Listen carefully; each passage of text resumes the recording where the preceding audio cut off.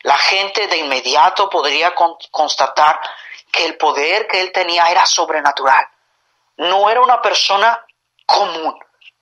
No era un profeta, no era una persona que hacía un milagro, como el pueblo de Israel estaba acostumbrado. Era algo sobrenatural y divino. Y tenía el sello de Dios que estampaba sobre cada persona y sobre lo que hacía nuestro Señor Jesucristo, sobre sus manos, cuando escupió y untó sus manos de amor en aquel ciego.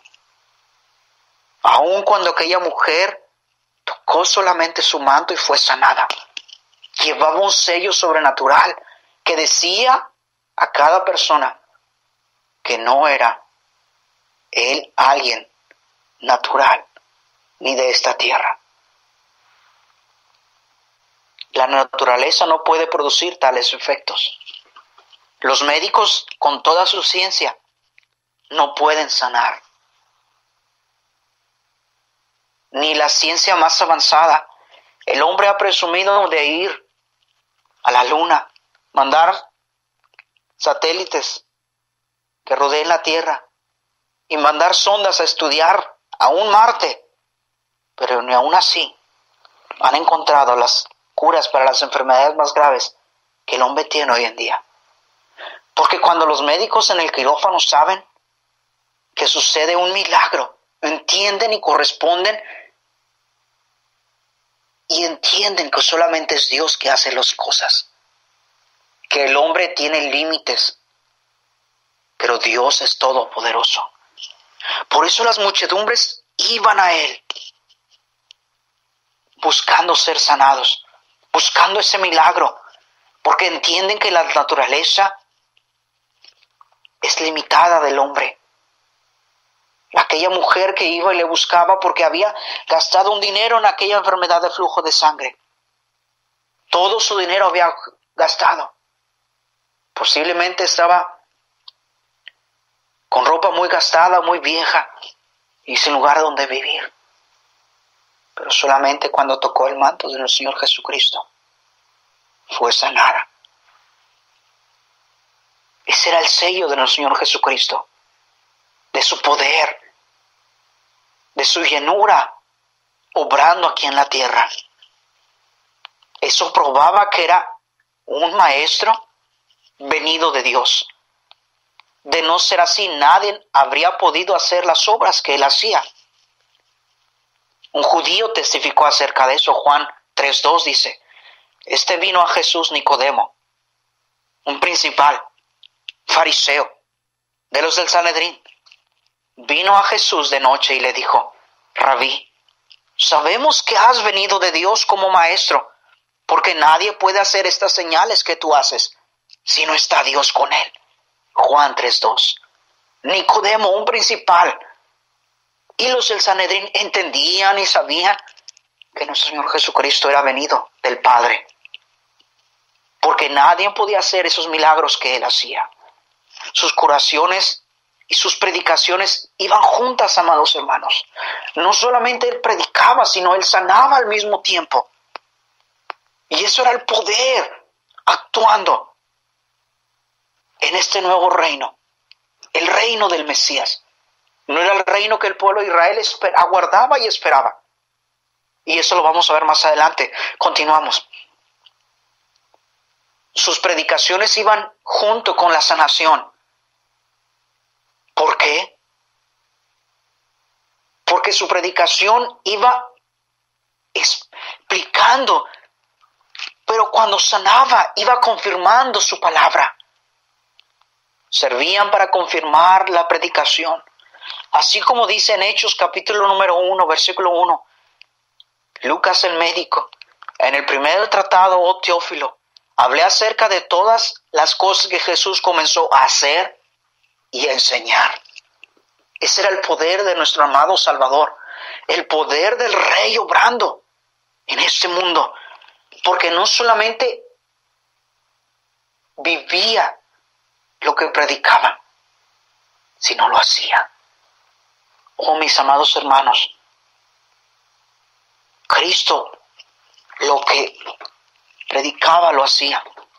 Predicaba el mensaje y sanaba a las personas. Vivía lo que predicaba. Ahora vemos otra cosa, su misericordia, que se mostraba con aquellas personas que obraba, en los milagros que obraba. Fueron en su mayor parte curaciones, lo sabemos por el contexto. Y todos ellos fueran bendiciones y misericordia de su favor. Porque esa fue la manera de mostrar su amor hacia nosotros. Su evangelio estaba fundado y edificado en amor, en gracia hacia el pecador. Cristo trataba de una manera tan dulce, amados hermanos, mediante sus curaciones, para ganar a las almas, atrayéndolas así con cuerdas de amor. ¿No fue profetizado acerca de él en Oseas 11:4? Con cuerdas humanas los atraje, con cuerdas de amor. ¿No dijo eso Dios a través de su profeta Oseas, cuando hablaba a su pueblo de Israel? Y decía, con cuerdas humanas los atraje. Note eso. Con cuerdas humanas los atraje, con cuerdas de amor. Las manos de nuestro Señor Jesucristo se extendían y tocaban los ojos, tocaban las personas y sanaban al pecador. ¿Por qué? Porque podemos ver su amor y su corazón hacia el pecador y sanar así, amados hermanos, su tarea primordial de nuestro Señor, y sanar así al hombre entero. ¿Por qué? Como también el hombre entero era, no olvidemos que se había perdido, Lucas 19:10, porque dijo, el Hijo del Hombre vino a buscar y a salvar lo que se había perdido. Sabemos y entendemos, amados hermanos, que por Adán, que cometió pecado y el pecado pasó a todos los hombres, por Adán sufrimos ceguera espiritual, hambre espiritual, sed espiritual, y nos hemos salido del redil de Dios. Si usted se da cuenta, y hemos muerto espiritualmente. Y Cristo, así como completos estamos perdidos sin Él, con Cristo estamos completos en Él. Es por eso que Cristo no solamente vino a hacer un trabajo a medias para la salvación del hombre, sino que vino a salvarnos completamente. Los que tenían y veían el milagro que mostraba, veían en su doctrina que era una palabra fiel, porque los salvaba, no solamente los sanaba, sino que los salvaba al pecador. En otras palabras, salvaba completamente cuerpo, alma y espíritu. Sabemos que sanaba su cuerpo, salvaba su alma, y en la resurrección resucitará su cuerpo para darle un cuerpo perfecto. Completamente al hombre lo salvaba cuando Cristo tenía contacto con él, cuando iban hacia él. ¿Y a dónde iba dirigido ese mensaje, amados hermanos? Iba dirigido a cada persona para convencerlo de su misericordia, que su palabra era digna de toda aceptación. Porque recuerde que comenzó a predicar el evangelio del reino. Y como comenzando, iba a mostrar ese nuevo camino de gracia y misericordia hacia el Padre. Por eso el pueblo de Israel no lo podía entender. Por eso no podían comprender el evangelio. Por eso no podían comprender que el Mesías tenía que sufrir, morir en la cruz del Calvario. Por eso hasta hoy en día no pueden asimilar el pueblo de Israel. No todos, muchos de ellos. Hasta hoy en día muchos no lo entienden. ¿Cómo puede un Mesías sufriente, un rey salvador, ser vituperado, escupido, maldecido y morir en una cruz? No es posible. No es posible que un rey pueda hacer eso. Sí, porque es el Mesías sufriente, y a la vez el Rey Salvador y a la vez el Todopoderoso, Señor y Creador de este universo. Y en sus milagros, amados hermanos, iba su sello para que pudiera el pueblo de Israel entender, y Dios a través de Cristo, obrando en sus manos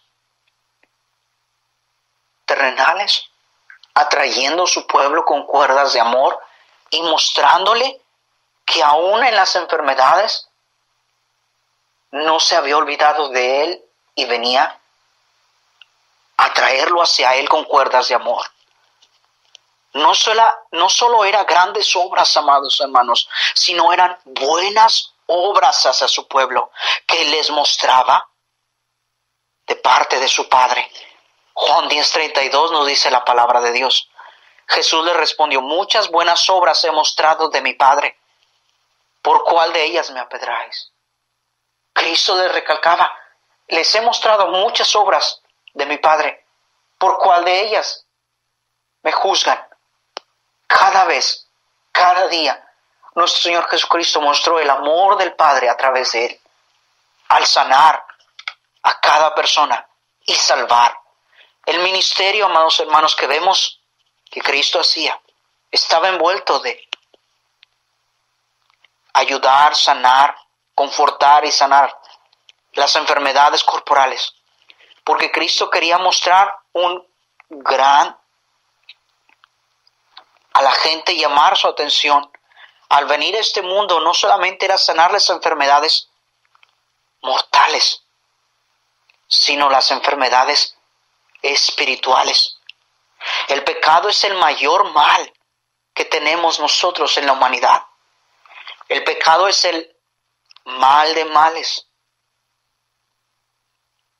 El pecado es el malestar, la enfermedad, y es el tormento de nuestra alma. Y es el por el cual Cristo vino y dio su vida para erradicar de una vez por todas ese mal, que sabemos que será erradicado cuando estemos con Él en gloria. Ahora solamente estamos aguardando nuestra resurrección.